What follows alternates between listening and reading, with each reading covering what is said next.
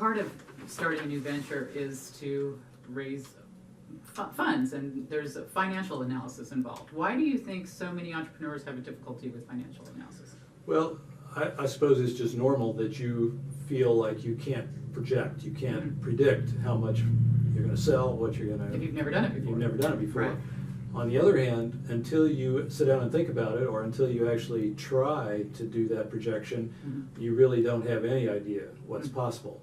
And so I always say, do the financial projections. And there are ways to do it. For example, in whatever business area you're in, go look at your competitors, see how much money they've made, or look at a public company and see how fast it's grown, and do some business school kinds of things, which say just make some research, do some research. And then this isn't a test in the sense that you have to have 100% right. It's actually an intelligence test to see if you know what to look for. And critical thinking. So I, as an investor, I'm not going to fail you on whether you met those numbers, because that's the future anyway. I might fail you if you have no numbers. I might fail you if it looks like the numbers don't make any sense. Right. And again, I have 1,000 stories, but I remember an investment meeting where a doctor, very smart man, got up and he says, I have this new orthopedic surgical device, and it costs $1,000, and I can sell it to every orthopedic surgeon in the U.S. And it was very, very positive. And I'm looking at his projection of $10 million or something, and doing a little arithmetic and saying, if you sold one to every doctor in the country, you still couldn't make your numbers. That's a failure. That is, yes. That's a good example. If people let their passion get in the way of what's possible. And to think that you could sell to everyone in any market is a big red flag to me, that if they haven't, they're not realistic. In fact, there's two ends of that spectrum. I actually use this in some other writing that says, okay, I'm going to sell, I can sell one to every person in China, but I only need 0.00001% in order to make my numbers. That's bad. That's very bad. Say if you can't come up with an idea that can penetrate 1 to 5% within the first 5 years, then you have nothing. You have nothing. And so if you're way down, if you say I don't need any percentage, that's a bad answer. If you say I'm going to get 100% in 5 years later, that's a bad answer. Is there a good percentage? I say 5 to 10% within 5 years is a good number. That's a good number. That's what passes the credibility test. Good to know. What is your opinion of the positives and negatives associated with trying to raise venture capital? Well, in general, I say don't try to raise venture capital. The reason is the disadvantages far outweigh the advantages. The disadvantages meaning you give up control of your company, a portion of it, you give up a percentage of the total, and in fact, it costs a lot of time and money to raise capital. So the first thing is you should try to be like the 90% of successful entrepreneurs, bootstrap. That means figure out how to get by on your own. Secondly, if you can't get by on your own dollar, then go to friends and family. That's the first level of investor. If that is already taken advantage of, then go to angel investors. It's only when you get to a point where you have a proven business model, your business is running, and you need real money to scale, like $5 million, that you should consider venture capital people.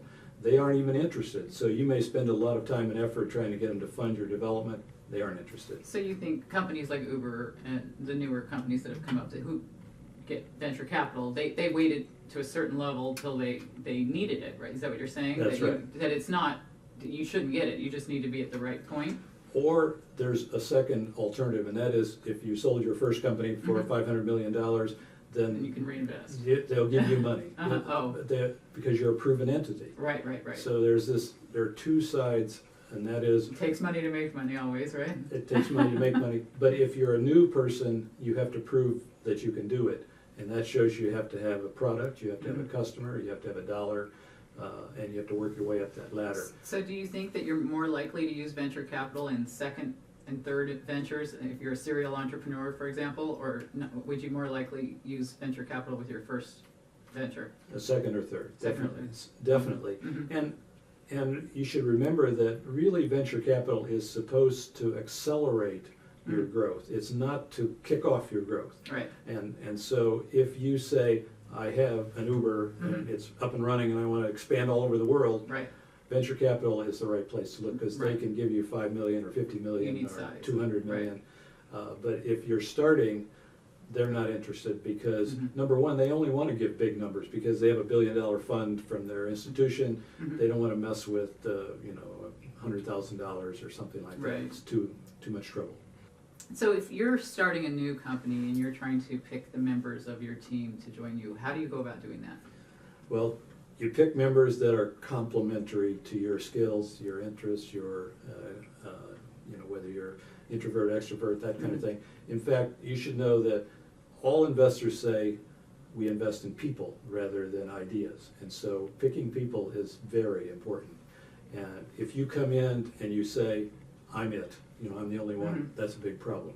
Because I always say 2 heads are better than one, Mhm. even if one's a cabbage head or something like that. You really need somebody to complement you. It's very unusual to find someone who has both technical skills and business skills at the depth that you need. And you'll burn yourself out, if you do too much. That's right, you'll burn yourself. I give another of my stories is I actually met Bill Gates and early days of Microsoft a long time ago. Very exciting. And IBM when we worked together, and I thought Bill Gates and Steve Ballmer were the ideal pair because Steve Ballmer was trained in Procter & Gamble. He's a marketing kind of guy. Gates was Mr. Technical.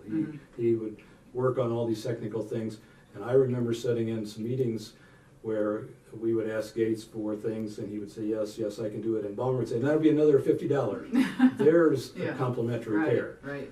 Keep you in check. Keep you in check. Right. So you don't kill yourself, you don't Right. give away the farm, you don't do the wrong thing.